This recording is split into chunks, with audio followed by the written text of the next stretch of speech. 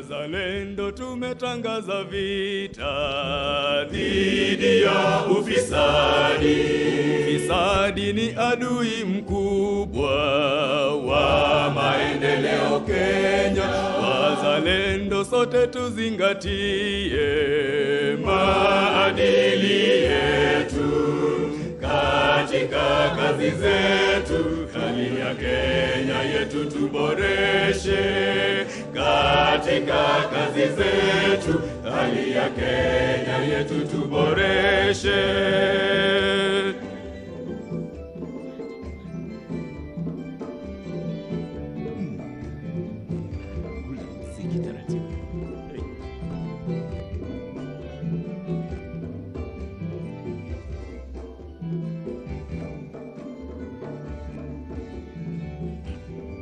Taifa letu, taifa la Kenya, sisi twajivunia. Usikubali nchi kuharibiwa na wale wafisadi. Sote tuungane na serikali katika mapambano dhidi ya ufisadi. Tumalize nchini kwetu Kenya dhidi ya ufisadi. Tumalize nchini kwetu Kenya. Letu taifa la Kenya, sisi twajivunia. Usikubali nchi kuharibiwa na wale wafisadi. Sote tuungane na serikali katika mapambano dhidi ya ufisadi. Tumalize nchini kwetu Kenya dhidi ya ufisadi. Tumalize nchini kwetu Kenya.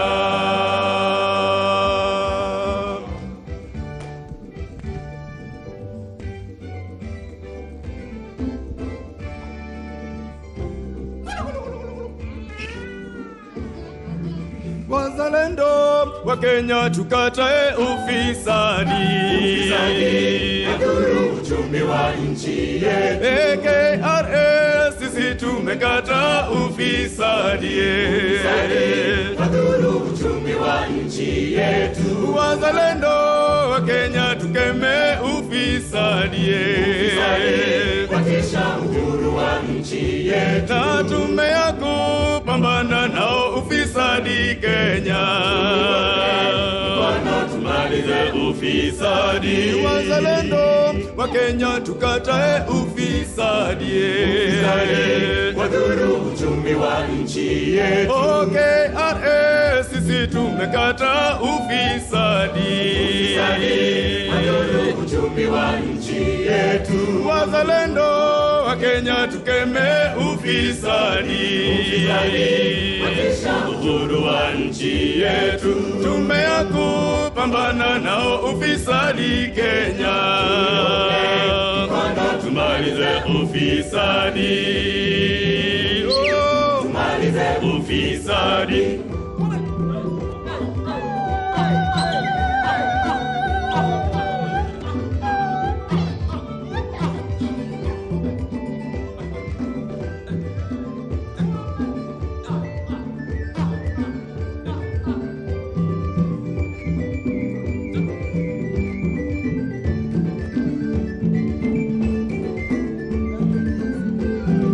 Viongozi wote Kenya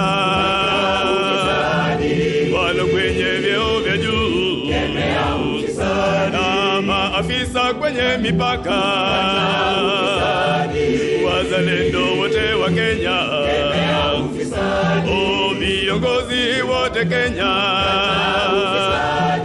walo kwenye vyeo vya juu na maafisa kwenye mipaka. Wazalendo wote wa Kenya ufisadi. Wazalendo wa Kenya tukatae ufisadi. wadhuru uchumi wa nchi yetu.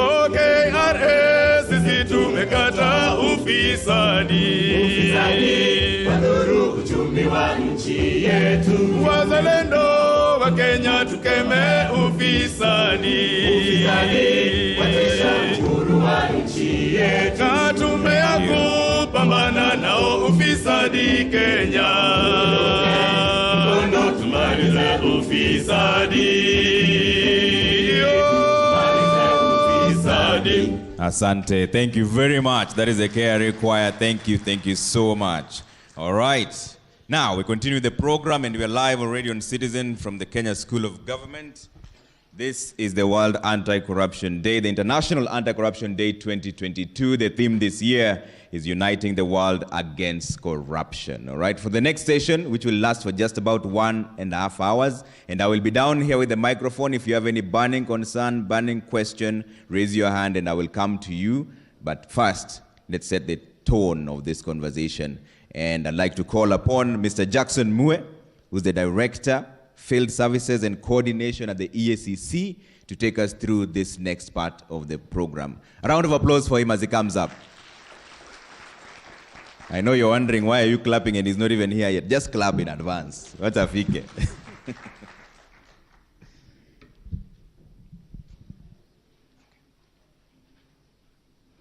Thank you, Trevor. The chief guest, the Honorable, the Attorney General of the Republic of Kenya, Honorable Justin Muturi, Her Excellency, the British High Commissioner, Madam Jane Marriott, the representative of the Chairperson, Justice and Legal Affairs Committee of the National Assembly, the Honorable Wakili Edward Murio, the head of the economic divisions of the High Court, who is not here but will be joining us shortly, the Justice Esther Maina, the Chairperson of EACC, Archbishop Emeritus Dr. Eliud Wabukala, Chairpersons of Constitutional Commissions and Head of Independent Offices, Commissioners, Chief Executive Officers of various state and non-state organizations, members of the Kenya Leadership and Integrity Forum, our development partners, distinguished delegates, welcome to today's commemoration of the International Anti-Corruption Day. The next session, we have representatives from the CLIF partners who will be making short statements lasting about 5 minutes. Then after that session, we will have a plenary session so that delegates can interact and provide some feedback on the progress they are making in the various sectors.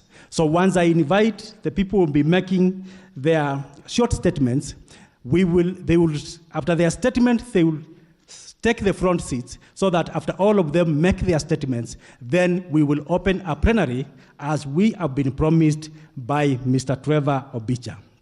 The first to give a statement will be the representative of the UNODC, Ms. Charity Kagwe Dungu. Ms. Kagwe is an attorney with extensive background and experience in investigation and prosecution. As the head of the Crime Prevention and Criminal Justice at UNODC, Regional Office for East Africa, our responsibilities include managing and providing substantive support and coordination to activities on crime prevention and criminal justice reforms under Pillar 4 of the UNODC. Join me in inviting Ms. Kagwe to make a statement. Madam, welcome.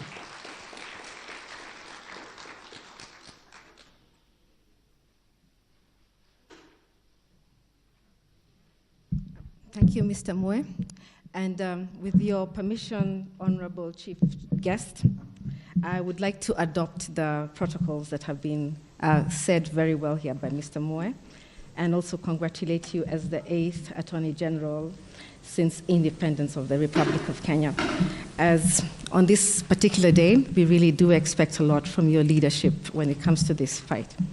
So, as I said, ladies and gentlemen, Kenya was one of the first countries to ratify the Convention Against Corruption in 2003. It's almost 2 decades ago.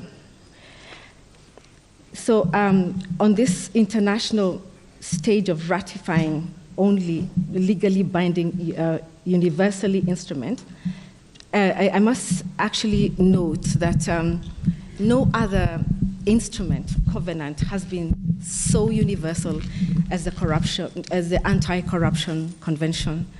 That means that the whole world realizes that this is a scourge that needs to be handled and cannot be handled alone. It has to be handled together. At that time, I don't know where many of you were in 2003. As for me, I was a young prosecutor with the International Criminal Tribunal for Rwanda. And we were working on the genocide cases. As we all know, corruption did also play into the genocide. Corruption is so multifaceted in its effect on society that it is one of the key dangers. I think the former president called it a security threat, one of the largest security threats to our country. Honorable Attorney General, in the last 2 decades, Kenya has made such great strides trying to reach up to the obligations that we have under the conventions. There's been a lot of legislation that has been developed. There's a robust legal framework. As you can see here, there's so many international and national organizations supporting this.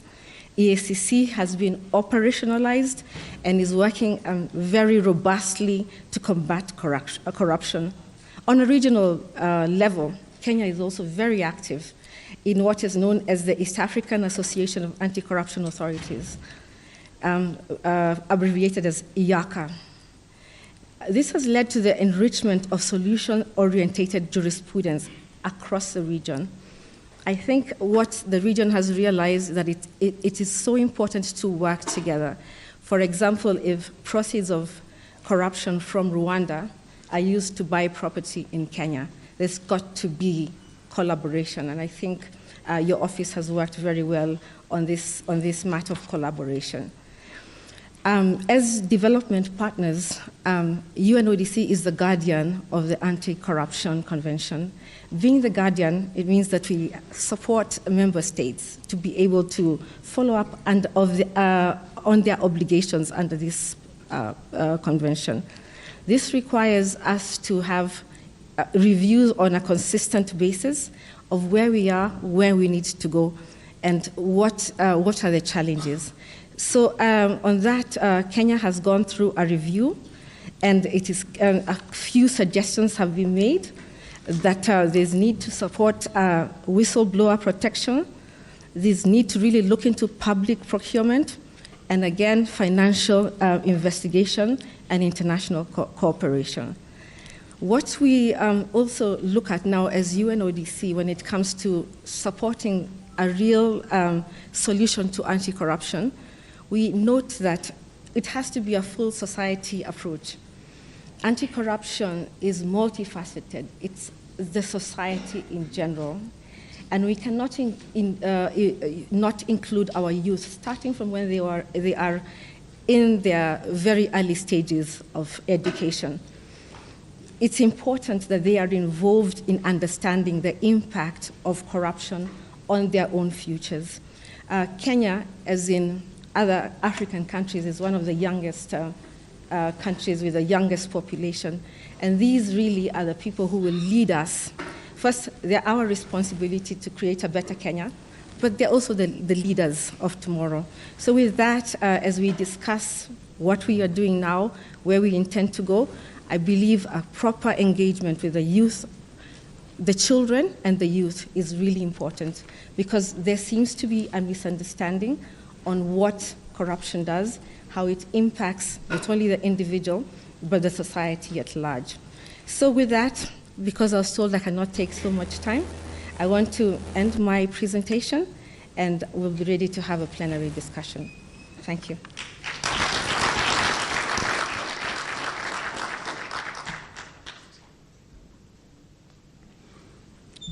Thank you, Charity, for those remarks. Next to speak to us will be the representative of the Global Compact Network Kenya, and this is Madam Judy Gino, who is the Executive Director. Ms. Judy Gino is the Executive Director of the Global Compact Network Kenya.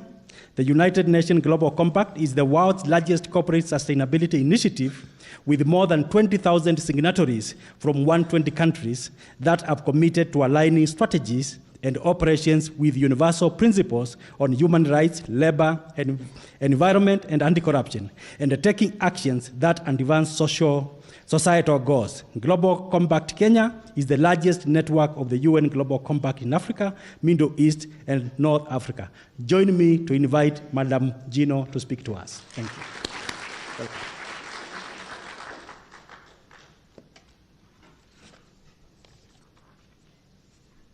Thank you, Mr. Kabwe. And allow me equally to adopt the protocols that have already been set, but acknowledging the presence of Honorable Justin Muturi, the Attorney General of the Republic of Kenya, the leadership of the Ethics and Anti-Corruption Commission, led by Archbishop Eliud Bukala, Her Excellency Jane Marriott, British High Commissioner to Kenya, distinguished guests, ladies and gentlemen, a very warm good morning. Good morning, ladies and gentlemen. Wonderful. Thank you for joining us as we commemorate this year's International Anti-Corruption Day.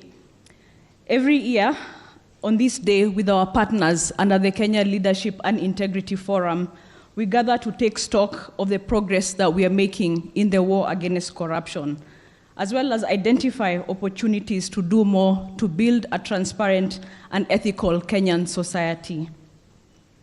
This year's theme recognizes the essential role of multi-stakeholder action in the fight against corruption by uniting efforts of government, both at national and county levels, the private sector, civil society, and all other sectors of society. Ending corruption in all its insidious forms is key to the mission of the United Nations Global Compact. As a special initiative of the UN Secretary General, and the world's largest corporate sustainability initiative that's firmly anchored in the UN, deriving its mandate from the UN General Assembly, the UN Global Compact adopts a multidimensional approach to good governance, encompassing anti-corruption, peace, and the rule of law, all of which are mutually reinforcing. Our 10th principle on anti-corruption calls on all participating companies to work against corruption in all its forms, including extortion and bribery.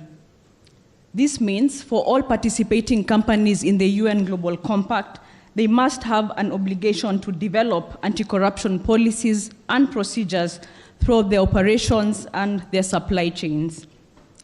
We also challenge our participating companies to work collectively towards a more transparent global economy with all relevant stakeholders.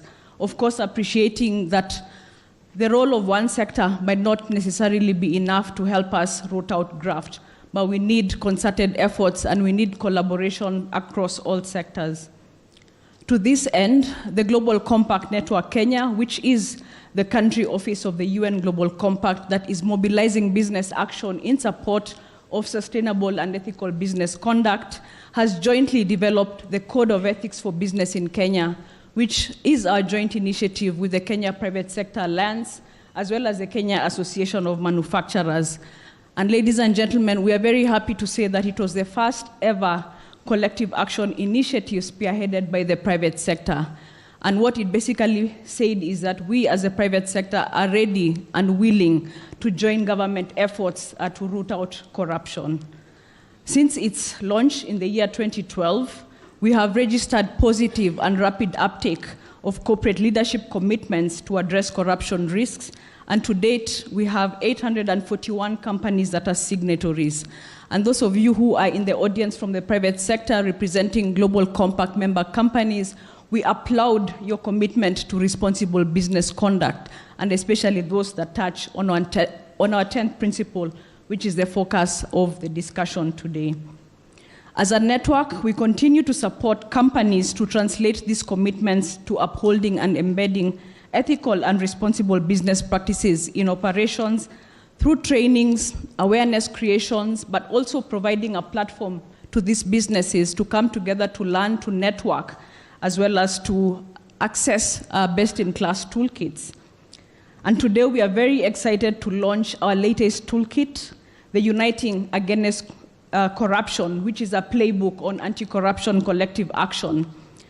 This playbook basically presents the main conceptual framework of collective action, its different types, and why it must be considered by all relevant stakeholders in fostering integrity in key markets and business environments. The playbook also outlines collective action process in a 6-step approach that gives a general sequence to serve as the guidance to understand collective action as a methodology and as a tool to fight corruption. And the process it outlines includes the preparation, the introduction, development, implementation, evaluation, scaling, and sustenance of collective action initiatives. It also highlights the roles of key actors throughout the collective action process. It is our hope that this playbook will serve as a roadmap for mainstreaming the understanding and the uptake of collective action in Kenya as a tool in the fight against corruption. Please be sure to pick up a copy from the Global Compact Network Kenya desk, and feel free to also download a copy from our UN Global Compact Kenya.org website. Ladies and gentlemen, the shared space of the rule of law, accountable governance, and civic freedoms is the oxygen that allows human rights to live and civil societies to breathe. It is also the oxygen that enables sustainable, profitable business and investment environments to thrive. Those who defend the shared space, the human rights defenders, the anti-corruption activists, and I want to believe all of us present here today will take up that role. The environmentalists, the trade unionists, and the journalists are the canaries in the coal mine who alert businesses as well as civil society to the depletion of that oxygen as common threats arise.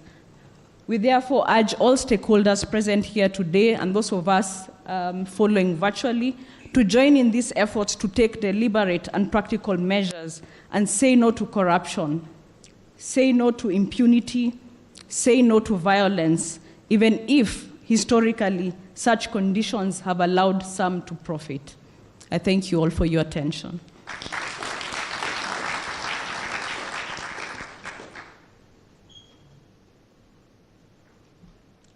Thank you, Ms. Gino. Next, we are going to have the representative of the religious sector. And I think this will be done by Dr. Timothy Ndambuki, who is the chairperson of NCCK. Archbishop Dr. Timothy Ndambuki is the current chairman of the NCCK. The NCCK has a membership of 40 churches in Kenya, including the associated churches, with a total population of approximately 15 million. Archbishop Ndambuki is also the head of the African Brotherhood Church, which spans the East, Central, and Southern Africa. It holds its headquarters in Machakos. The Archbishop is the Chancellor of the Eastern Kenya Integrated College. Join me in inviting Archbishop to speak to us on the role of the religious sector and the effort the religious sectors are putting in the fight against corruption. Welcome, Archbishop. Thank you.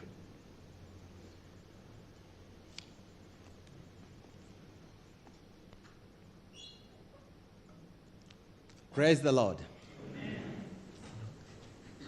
I'm delighted this morning to take this opportunity to recognize our Attorney General, who is our chief guest today, and the chairman of EACC, Archbishop Emeritus Elliot Wabugala, who was also my teacher at the university, Namweshimu sana, all protocols observed.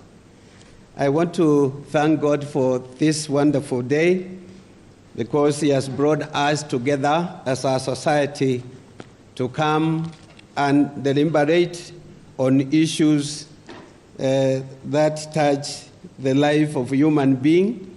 And I think this is where religions began to be established after corruption had its first attempt in the with our first generation. Ladies and gentlemen, I want to look at this from the Christian perspective and interact a bit with what we believe in and what we do as interreligious in Kenya.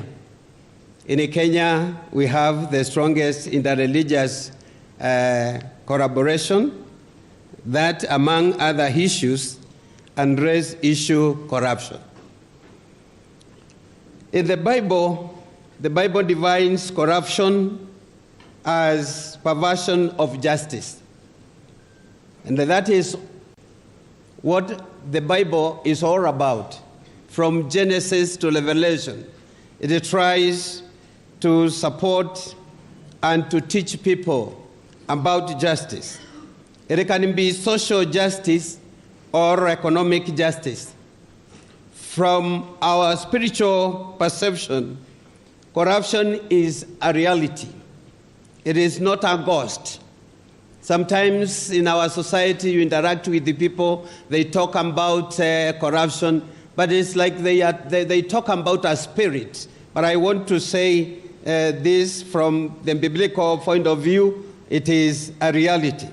And it is as old as the first generation on earth. So corruption has not begun in Kenya.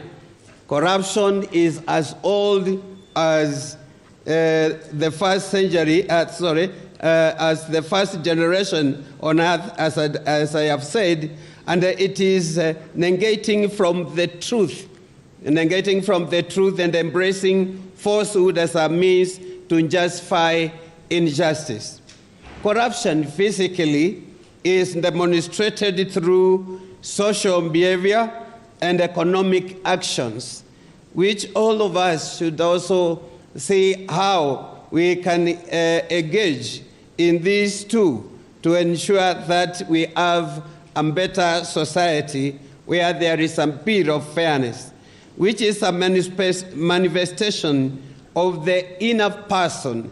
So corruption is a manifestation of inner person or the inner being, because it is rebellion against God or the law of the land, which is geared towards acquiring of either spiritual, material, or intellectual resources by unfair means. And for that matter, and in a meeting like this, I think we are here asking how we can change the world from that unfairness and try to bring justice to the people. And I won't go back again to Adam and Eve, who corrupted both the concept and the intent of God. And that is where the genesis of corruption was, in the Garden of Eden. And in every generation from Adam, it cries out for change, because corruption has its own consequences. Therefore, change is needed in the government and in religious institutions.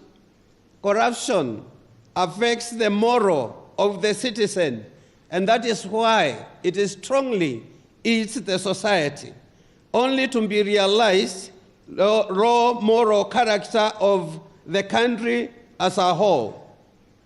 Law enforcement agents who encouraged bribes, politicians who used money designated for highway and the public works to line their own pockets, tremendous unemployment, starvation, wages for common laborers.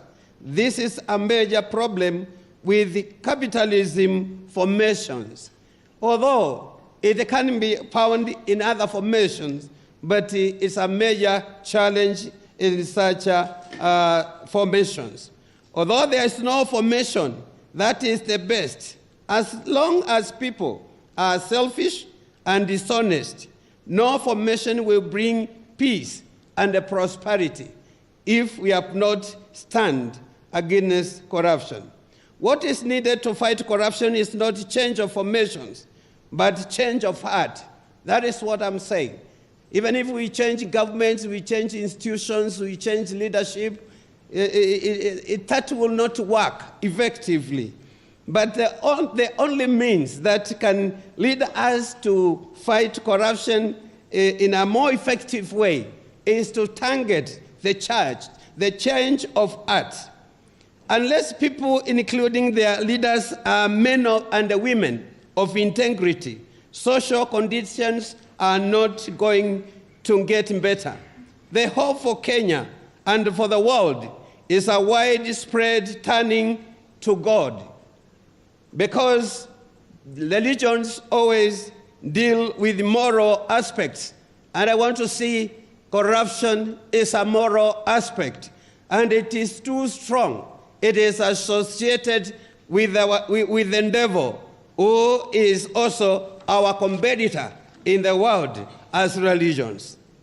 When people give up their own selfishness and then begin to motivate the spirit of love and the goodwill, which is lacking in many people in our population, towards others, then we will see an end to the abuses and the socio-economic problem that exist.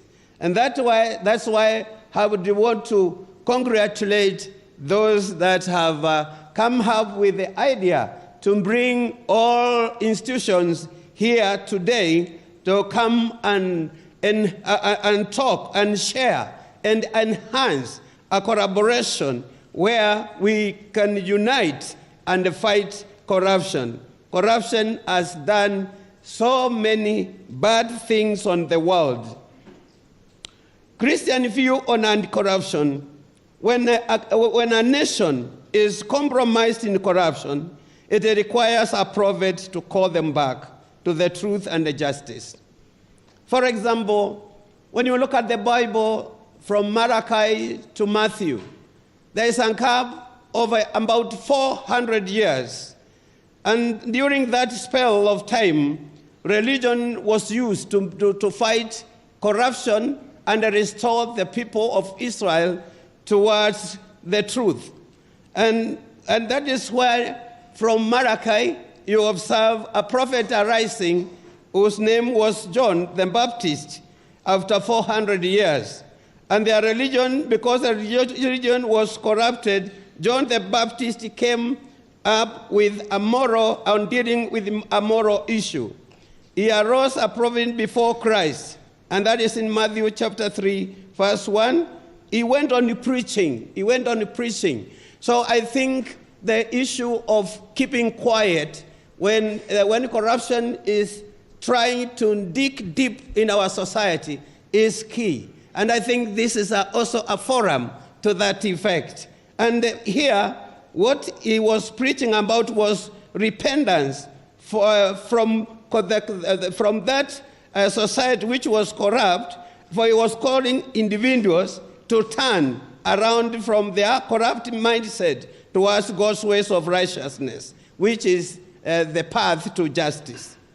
Proverbs chapter 6, verse 35, it tells us plainly, refuse bribes. That is categorical of the Bible.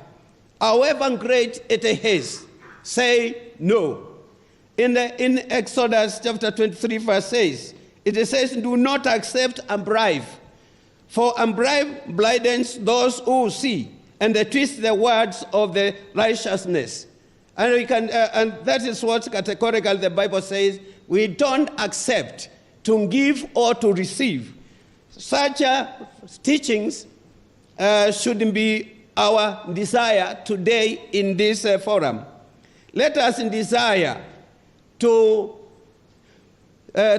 bequest two important things to our children, and that is on the basis of religion in the society. The first one is roots. How can we trace the roots of corruption and try to teach our children in our religious sector and in our schools and in the family? Because when if we talk about corruption and we don't include the family setup, then we are not doing the right thing. And the other one is wings for them to fly with that truth for this and the subsequent generation, especially the children, that we may remain faithful to the divine inspiration.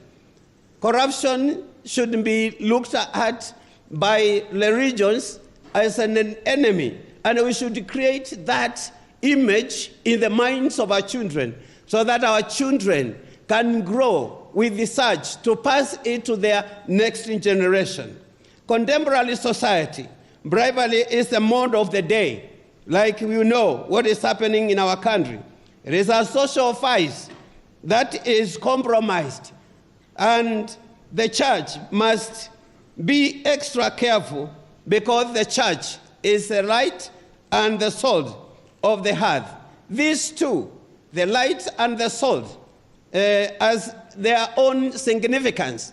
Their common significance is that the light and the salt must have the power to influence the society, to influence such a people who practice this. And that's the only way we, as a church, if we stand to know what the light means and what the philosophy of the salt is, then we'll be able to drive evil and the corruption away from our society.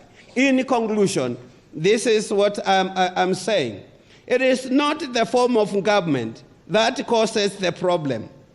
Capitalism is only as good as the moral quality of the population of the nation. It is only an individual person who can come to God and repent for his sins and his selfishness, and God allow him to receive out of his mercy forgiveness. And this is just not even sometimes you realize somebody who is corrupt. We are going to look at other means. What are other means that we can also use apart from our judicial process? What else can we do as a religion and then help fight this? Because once we ensure people that they are going to be forgiven and the society is going to forgive them, they will turn around and come to enjoy that grace. Then turn their lives around, then empower them. This is God. Turns their lives and empowers them to live a life of love, integrity, and unselfishness, that we can see a chance for better, which happened during the period between Malachi and John the Baptist. Anti-corruption, therefore, is an initiative of the government to see change in the hearts of Kenyans for a better society in a transformative manner. Romans 12, verse 2, do not conform any longer to the pattern of this world, but be transformed by the renewal of your minds. Thank you, Archbishop. How, as I conclude, we require understanding and address for essential levels of change in knowledge, because what we know about corruption today is not easy to deal with it. Number two, the next level is to deal with the attitude that the people have. Number three level is to deal with the behavior. And lastly, the cultural norms and expectations. Thank you. Thank you, Archbishop. May God bless you. Thank you very much. Sorry. Thank you, Archbishop.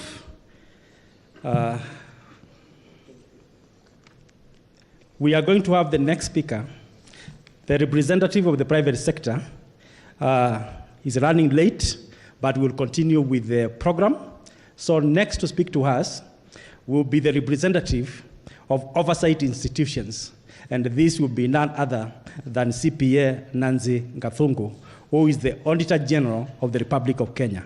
Ms. Gathungu is the Auditor General of the Republic of Kenya, a position she has held since July 17, 2020. Ms. Gathungu is a holder of a Master of Business Administration and Bachelor of Commerce degree. She's a certified public accountant of Kenya and a certified information systems auditor. Madam Auditor General, welcome. Thank you.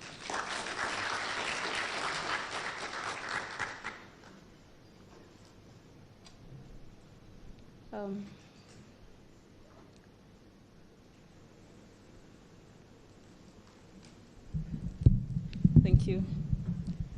The Chief Guest, the Honorable, the Attorney General, Honorable Justin Muturi, the British High Commissioner to Kenya, Your Excellency Jane Marriott, the Chairman Ethics and Anti-Corruption Commission, Your Grace, the Archbishop Emeritus Eliud Wabukala, Commissioners of EACC and other constitutional commissions and independent offices, distinguished guests, ladies and gentlemen, good morning. Good morning.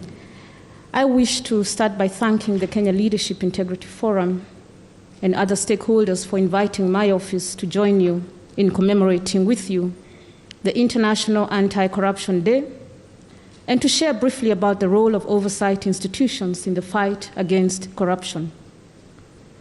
We are also commemorating the UNCAC at 20, the Anti-Corruption Multilateral Treaty, of which Kenya signed and ratified in December 2003.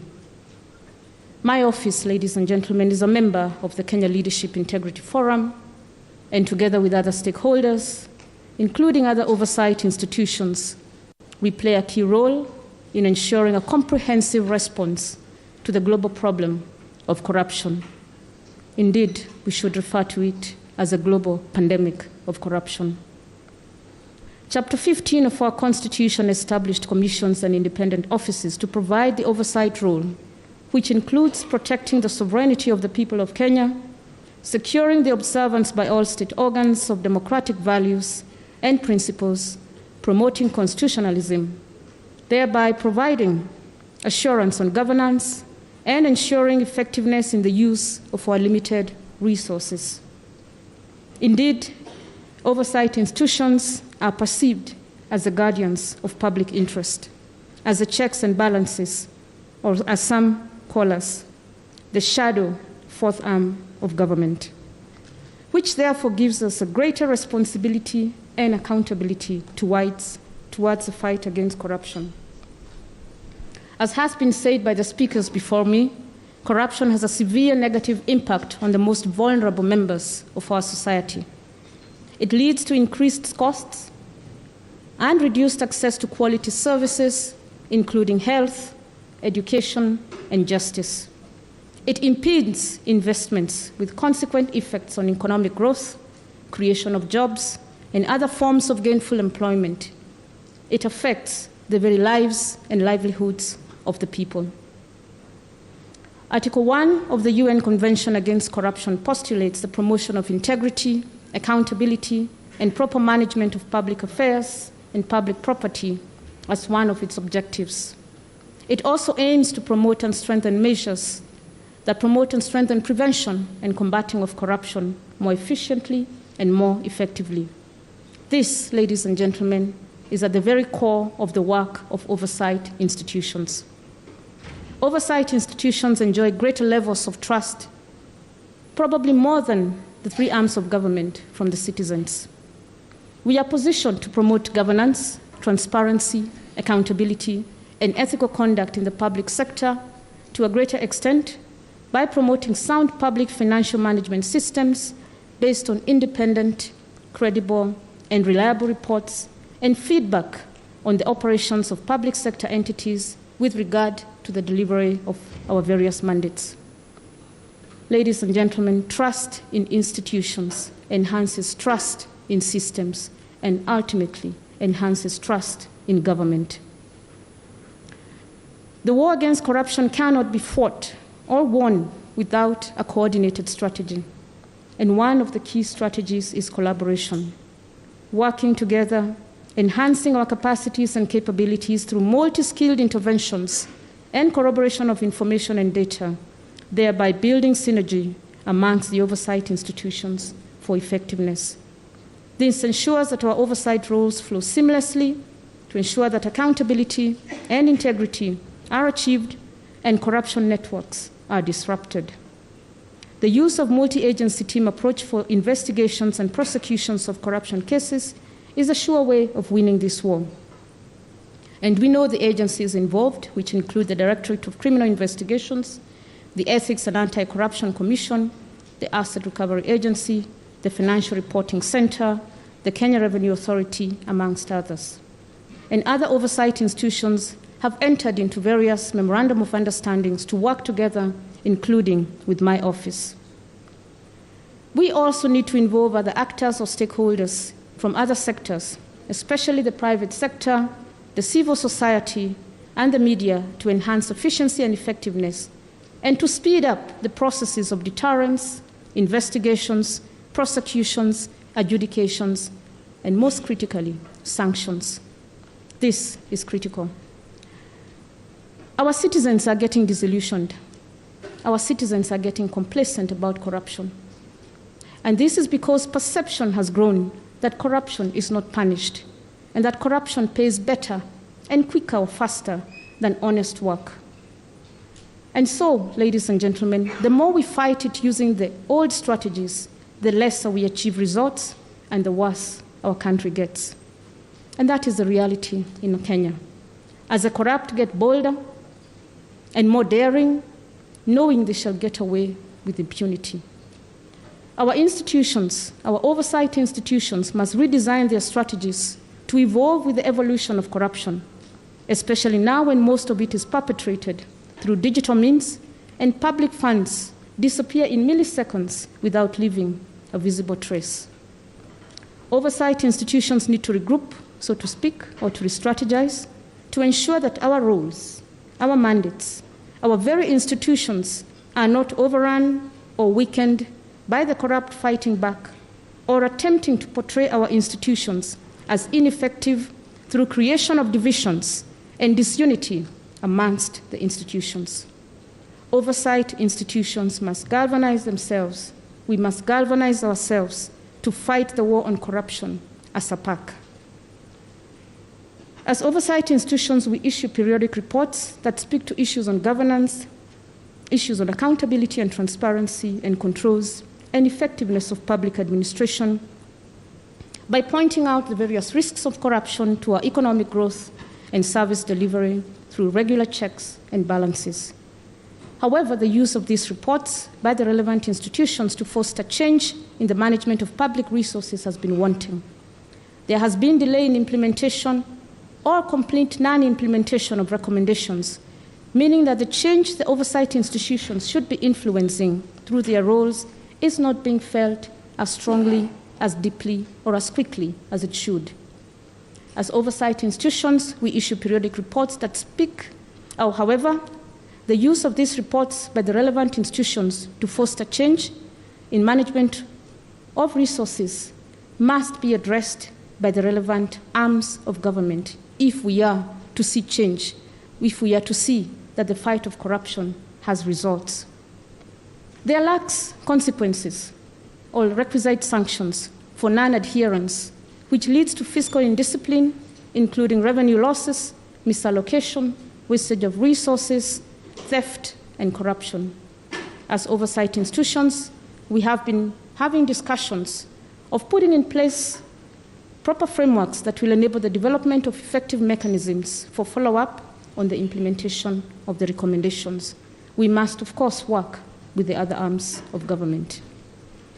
We will continue to support and cooperate with all the actors and stakeholders in the fight against corruption.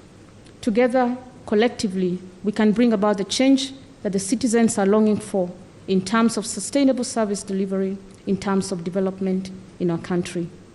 In addition, the strategies to combat corruption also need a systemic, comprehensive, and long-term approach for effectiveness.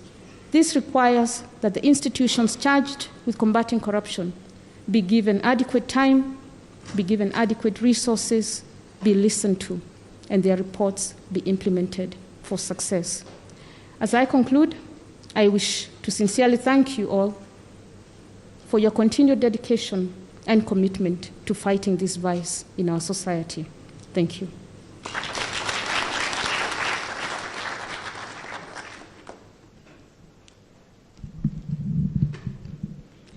Thank you.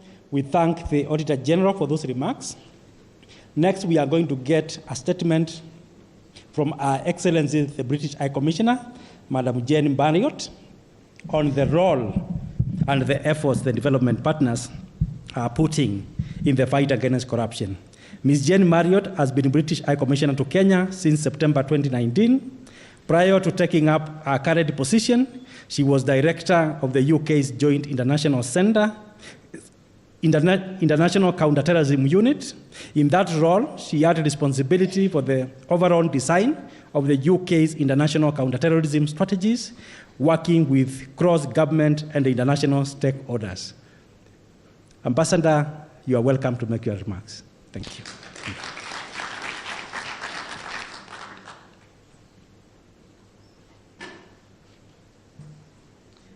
Thank you very much. Good morning, ladies and gentlemen.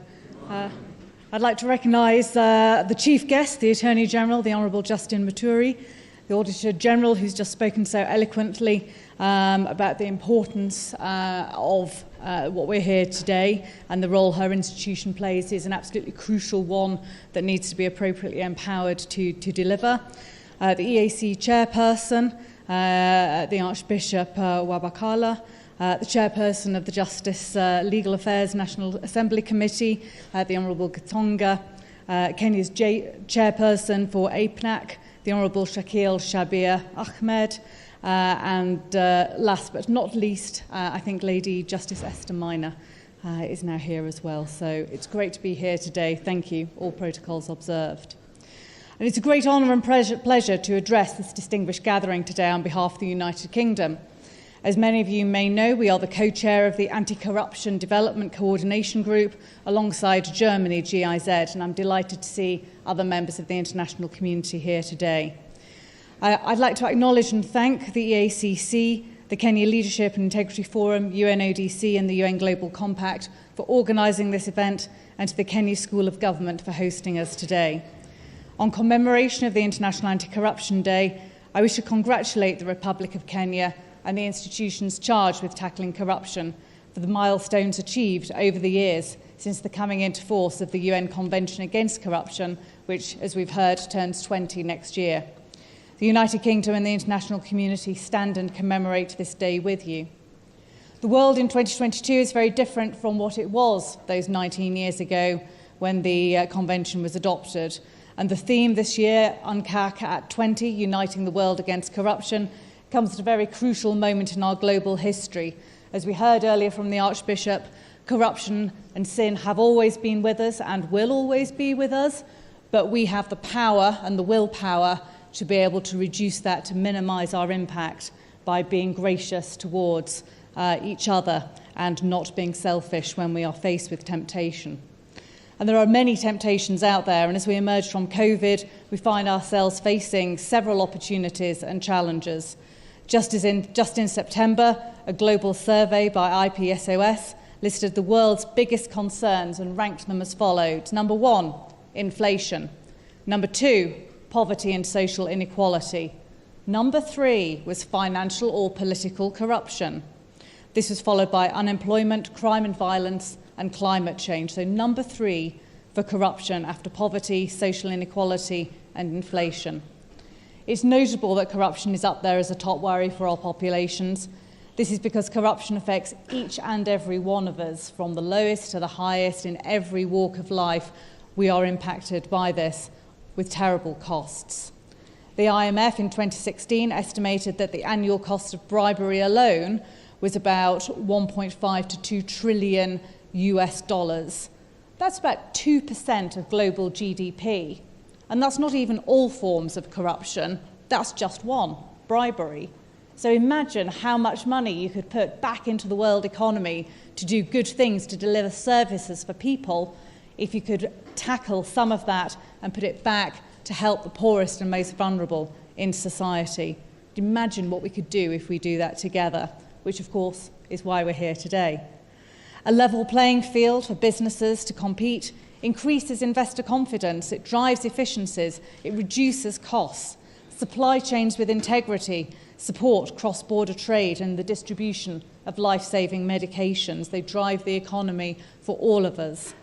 Transparency in public sector procurement helps ensure that every single shilling raised in taxes reaches the hard-working families it's intended to benefit through services. And thus, as I reflect on the theme of this year, Uniting the World Against Corruption, I can't help but think that there is no better time for us to come together and examine the lessons that we have learnt since the UN General Assembly adopted the UN Convention Against Corruption 20 years ago. What have we learnt? What have we done well? Where do we need to do more? What do we need to do together? How can we continue to make progress united across the world? Because we know that corruption and illicit finance are global challenges for nation states. The United Kingdom, like Kenya, faces a shared problem that requires collective solutions. It's not something that we can do on our own. Working together is where we make a real difference. And the international community needs to work more together too. We know that we can be successful when we operate as one. And as part of our long-standing relationship with Kenya, the international community and the United Kingdom are supporting improved financial investigations, public financial management, audit and open government, building the capacity of Kenyan prosecutors and the judiciary, and supporting efforts to follow stolen money and assets and repatriate them back to this fine country. Through a framework agreement signed by the former Prime Minister during her visit in 2018 between the UK, Jersey, Switzerland and Kenya, assets seized in our countries as a result of corruption in Kenya can be returned to the Kenyan people, and I would like to see more international countries signing up to that so we can expand the framework to return stolen assets to the Kenyan people. There are more opportunities that we can explore together. Let's think how we can do that, because it's not easy. Despite the challenges, the international community nonetheless offers its hand in partnership to Kenya to tackle corruption. We're committed to working with Kenya in support of inclusive economic growth and long-term security and stability, because we know that our relationship with Kenya is a strategic one, based on deep respect, partnership and mutual interest. And we saw that with the visit of the UK's new Foreign Secretary, James Cleverly, to Kenya earlier this week, where he had over 3 hours with His Excellency President Ruto. It was the first visit to any country in sub-Saharan Africa carried out by that Foreign Secretary. And as he left, he said to me, "Jane, I wish I could stay another couple of days. This is an amazing country and we can do so much together. I'll be back." And I look forward to him returning. So in the spirit of that continued partnership, democracies must come together, learn together, stand together and act together to renew our cherished democratic values. And that's why this event is so important, and it's so great to see so many people here today. So as I conclude, I wish you fruitful deliberations, and let us celebrate the achievements that we've made, reflect on the lessons, learn from the challenges, not be distracted by the fact that this is a very large mountain to climb. But we can climb it together, we can get to the top together, and we will be equipped for the task ahead together. Asante, and God bless Kenya.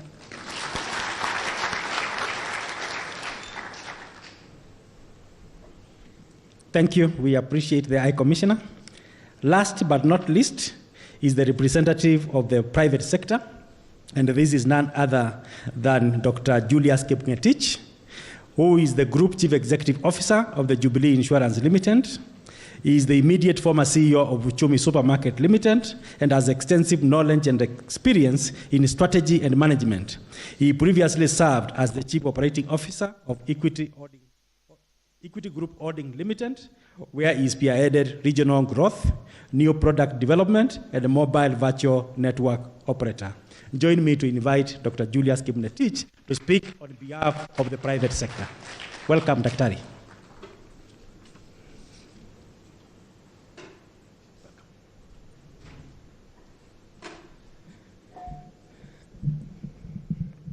Okay, thank you very much.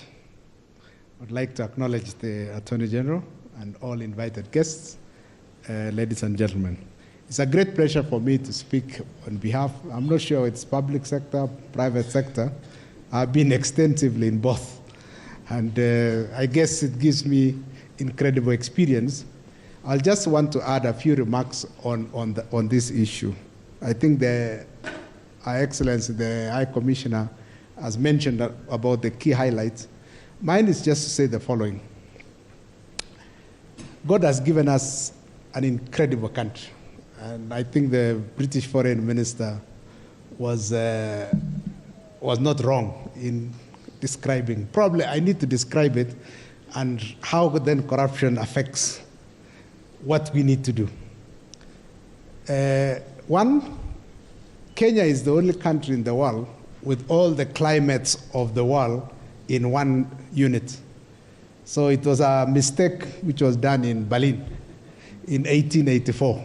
So the cartographers at that time then just put, some lines, but they didn't know that they were putting these lines to create one unique country. So when we now measure GDP per capita, we are not among then that unique country. So we need to ask ourselves, okay, what is dragging us behind? Ideally, we should be, for example, the #1 tourist destination in the world. Now, the #1 tourist destination in the world is France. France, on average, receives, pre-COVID, 83 million tourists. For a country with a population of 60 million, to receive 83 means you receive 1 1/3. So for every person you see in Paris, okay, for every citizen you see, you have 1 1/3 visitors. Now, just think of Kenya having 1 1/3 visitors.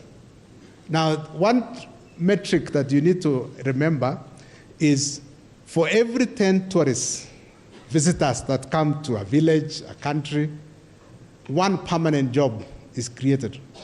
1 permanent job. So supposing now we had a similar ratio. Kenya's population is 50 million. So if we had 1 1/3, we should be having 75 million tourists. 75 million tourists means that you would have had 7.5 million jobs in the country. Now, 7.5 means we just absorb all these young people. So one sector has the potential to absorb all young people into employment. Just one, tourism. Can you imagine now we duplicate that in agriculture, we duplicate in all other economic sectors in this country, we will solve our unemployment issue. Now the question is, why aren't we having that situation? The #1 drag on this country, which was created randomly, but as all the climates of the world in one country, is corruption. That's the #1. What does it do? To do all those activities, you must attract private capital. Government doesn't have its own capital to drive national development. It taxes, what is a tax? A tax is a levy on production. Somebody must produce something so that then it is taxed. The people who produce that is private capital. Then government taxes so that then it can do the common services, which is public goods. So the challenge we have in Kenya is for a long time, we have been dragging and not attracting private capital. And the reason why it doesn't come in the quantity that we require is because there is this menace called corruption sitting in between. What does it do? It begins with very simple things. An immigration officer at the airport, very simple, saying 1 page is missing. That's how it begins. Then customs officer saying you are carrying illegal things, toa kitu kidogo. Then the next thing is a private citizen saying, okay, I'm charging you, I'm supposed to charge you 1,000 shillings, but you look white, so I'm going to add another 500. Okay? Then you reach the hotel, Then the receptionist says, okay, this is white. See, most of them, how they ask for bribes is, oh, my child is in school, my child is sick, help me, okay? And it multiplies like that. So we increase the cost of doing business in the country, okay? My estimate, for example, is of your power bill, around a third of that power bill is inefficiency cost. A nice word of calling corruption. Inefficiency cost. Okay? So we increase the cost of doing business. So therefore, an investor, the private capital, has 200 other countries to go to. You know, sometimes we treat investors as if they have all the time in the world. Remember, all of us only have one single life. So in my one single life, I ask myself, should I go to Kenya, or should I go to Rwanda, or should I go to Mauritius, or Botswana, or Angola? I have to make a choice. So the attractiveness, therefore, is who is not asking for those menaces? Who is not asking? And I will go to that country.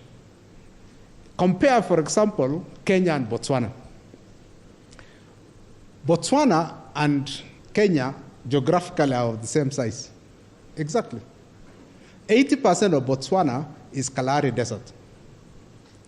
They have 2 million people, roughly. But the key metric you need to understand is per capita income. Per capita income.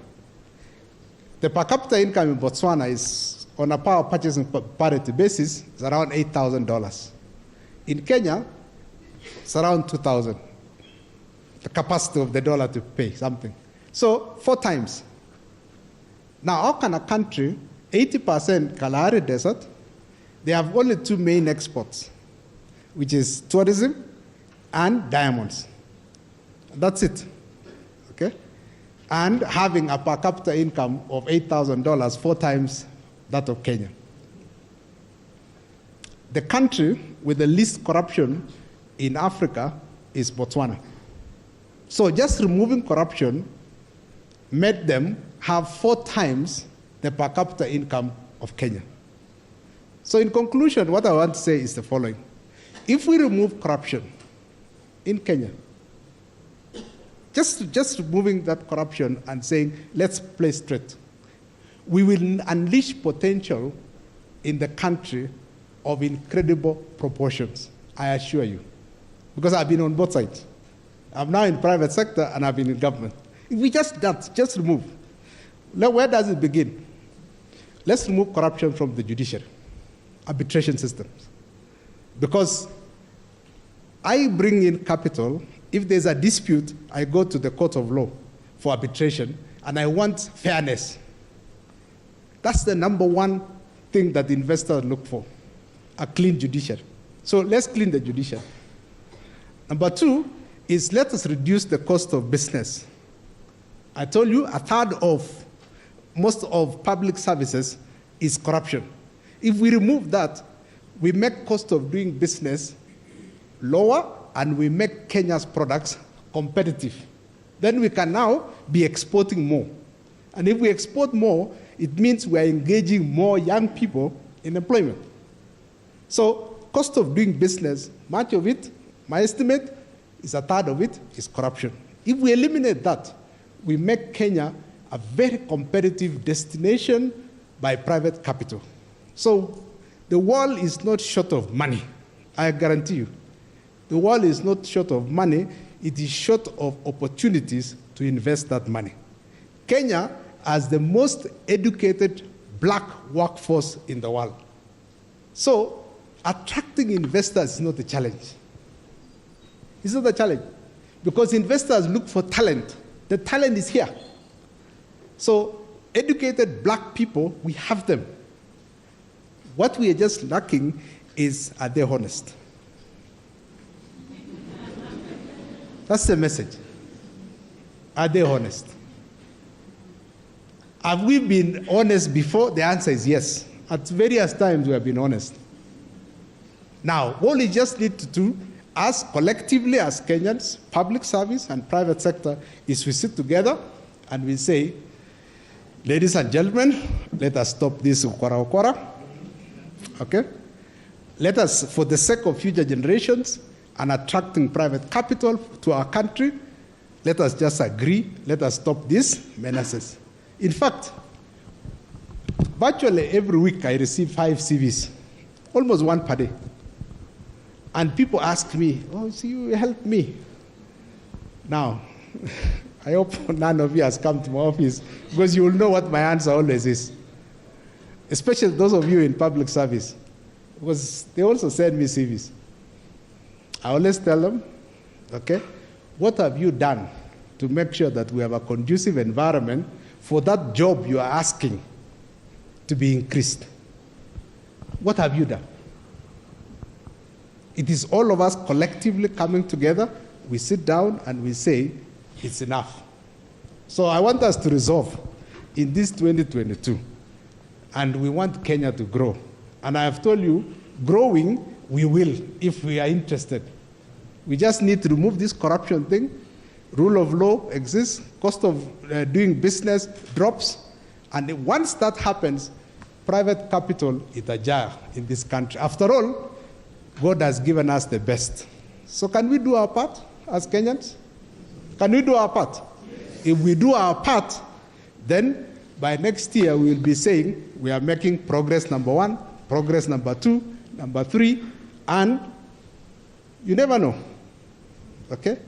In 5 to 10 years' time, we will be just saying hallelujah. So I wanted to end by just giving you an example of a country that fixed it. In Africa, recently, which is Morocco. Morocco, what did they do? In 2001, they made a resolve as a country in just one sector, which I was in previously, tourism. They said that metric, 1 to 10, for every 10 tourists, you have one job created. And then they said, what are we going to do? They had a 10-year framework. By 2010, okay, said, and then they said, we want to make sure that Morocco becomes attractive as a tourism destination. So they said, their beaches are not so good, okay, so, but whatever little, they have a long beach, but not as good as Kenya. Remember, Diani is the best beach in Africa, okay, but we never even market it as such. But anyway, let me finish the story of Diani. Of Morocco. So they said, we are going to make sure that there's no corruption, and number 2, reduce the cost of doing business. They built 5 resort cities in 10 years, and their tourists moved from 1 million in 2001 to 10 million in 2010. They had a 10-year framework, they knew what the problem was, and they fixed it. So I'm hoping in 2032, we'll be meeting here and say we eliminate corruption. That has had the effect of bringing in private capital in all sectors. Tourism is one of those. Today, we receive around 1.5 million tourists. I'm hoping by 2032, Kenya, given its attractiveness, 10 million, nothing. We should be doing now 20 million in the best country that was created by God. Okay? And if we do that, agriculture will be booming because all these 20 million people coming will eat something.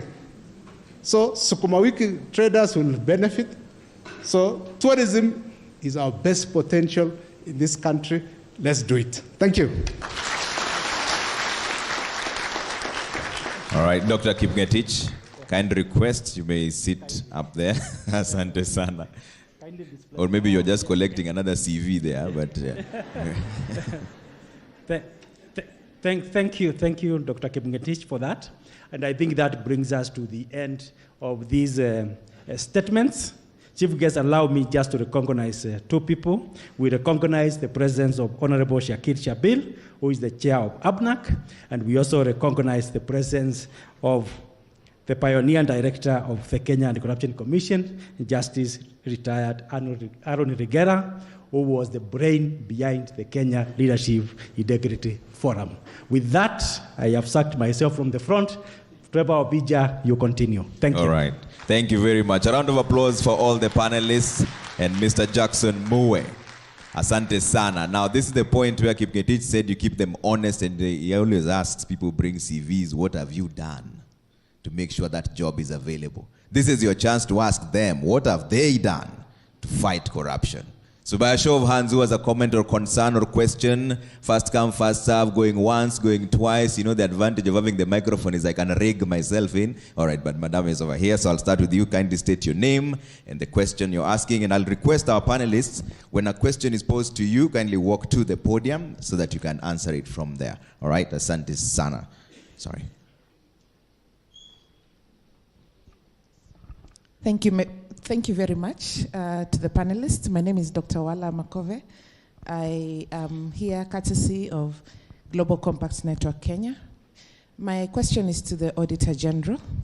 In terms of the accounting or the audits that are given for government books, they're usually like 2 years late. And I think by the time we are trying to analyze, I think part of corruption is also timeliness. So I don't know whether this is something that can be rectified in terms of having books that are, as timely as possible. Thank you. Madam, yes, go ahead and answer the question. We only have 10 minutes for this, so we'll be very brief. Thank you very much, Dr. for that question. Yes, indeed. Timeliness is very key to accountability, because if we are issuing reports and issues have happened, it's too late to take action. What has happened recently, and I'm glad our chief guest is the former Speaker of the National. In fact, I think he's done a full circle of judiciary, parliament, and now executive. He'll write a book about that. What has happened is the Office of the Auditor General is now up to date with the audit reports. We are now issuing, and we've issued quite a substantial number of reports for the financial year that ended June 2022. There has been challenges, of course, and the main challenge is the timeline given to us by the Constitution. 3 months to audit books of accounts after the close, 6 months to audit and report to Parliament after the close of the financial year. And what happens is that the Public Finance Management Act took the 6 months and divided it into 2, gave the entities 3 months to prepare their financial statements, and gave the Auditor General 3 months to audit. So we've been liaising with Parliament. It's unfortunate the Speaker and the previous Parliament did not pass the amendment, where we could buy an extra 1 month to audit so that we are able to meet that timeline.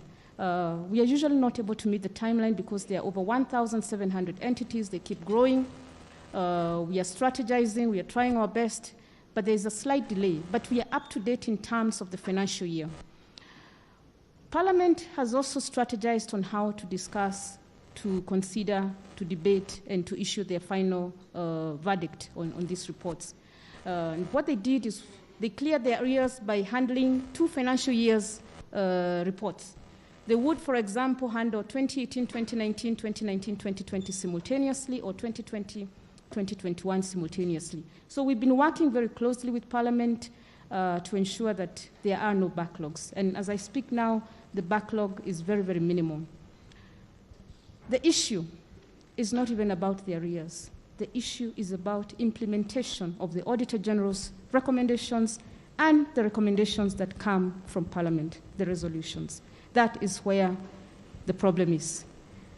And when there is no implementation, it means the following year when we go to audit, when I send my teams to audit, we find the same challenges. We report the same thing. There is no change. And we cannot continue like that. Honorable Speaker, former Speaker, now the Honorable the Attorney General, I'm not putting you on the spot, but now you're wearing the other shoe. I hope you'll be able to push the executive to ensure that recommendations are implemented. Thank you. There was a question over there. Thank you. My name is Vincent Kaingu. I'm a public officer. And my question has to do with how do we sanitize, as a nation, how do we sanitize the political scene? How do we ensure that our people, the rank and file citizen, is aware of the part that they need to play in electing the right person, because they say garbage in, garbage out. What we are seeing today in this country is a situation where the common man, whose vote counts the same way as that of the professor, happens to be very ignorant and therefore becomes easy prey for very incompetent people, very corrupt people, to go out there and create a rhetoric that resonates so well with the plight of these poor people who also happen to be ignorant. Now, what does happen after that is that we find very corrupt people, certified thieves, actually getting their way into politics. And they become the representatives of the very same people they stole from. How do we handle this? How do we raise the bar so that then the very competent people that Dr. Julius was talking about, and there are so many of them in this country, how do we help to raise the bar so that the very right people can be able to ascend to those positions and help this country? Okay. And then the last one has to do with meritocracy. How do we get to the Singapore position, for instance? We are not short of technocrats in this country. Believe me, I share his sentiments. There are so many good people, competent people. But then sometimes these very important public organizations, when it comes to appointments of who should steer those organizations, it becomes political. All right. Thank you so much. So how do we help break this cycle that has brought us where we are today as a country? Thank you so much. I think we'll volunteer Dr. Julius Kipngetich to answer that question. And also, as you're still on the podium, you can also answer the question on how the private sector can help in fighting corruption. Okay, thank you, Trevor, and thank you, our colleague there. I think in the process he answered the question, which is, you see, the challenge we have is a value system. Values has nothing to do with education. Values is innate in the person, and it trickles down from the leadership. He answered through Singapore. In 2006, we asked ourselves, when we were creating Vision 2030, which country best reflects our aspirations? And we chose Singapore, voluntarily, as a country. In fact, there was a Singaporean in the National Economic and Social Council when it existed. Those of you who are in it or knew, a gentleman called Victor Ko. Victor Ko was a Singaporean sitting, and one of the things he taught us, and he gave us his book, the book of Lee Kuan Yew, the former Prime Minister of Singapore, and the title of the book is The Making of Singapore. What does Singapore do? It's nothing magical. Singapore is the size of Nairobi. I think it's even smaller. But it has the third highest per capita income in the world. Kenya is at $2,000 per capita. Singapore is doing $68,000 per capita. Why? What changed? It's just the national value system. Now, there has to be a generation that sacrifices itself. Okay? Mahatma Gandhi talked about we can't satisfy people's greed. Okay? But one generation must sacrifice and say, okay, we have been greedy enough. For Kenya, we are now 60 years old. We have been greedy for 60 years old. The product is here. one of the most unequal countries. We have a few people who are doing very well, and others are not doing so well. Do you want us to go on like this? The answer is no.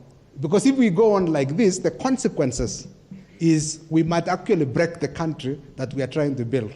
Because with the level of inequality and unemployment, it's not sustainable. So we must break it. And I'm hoping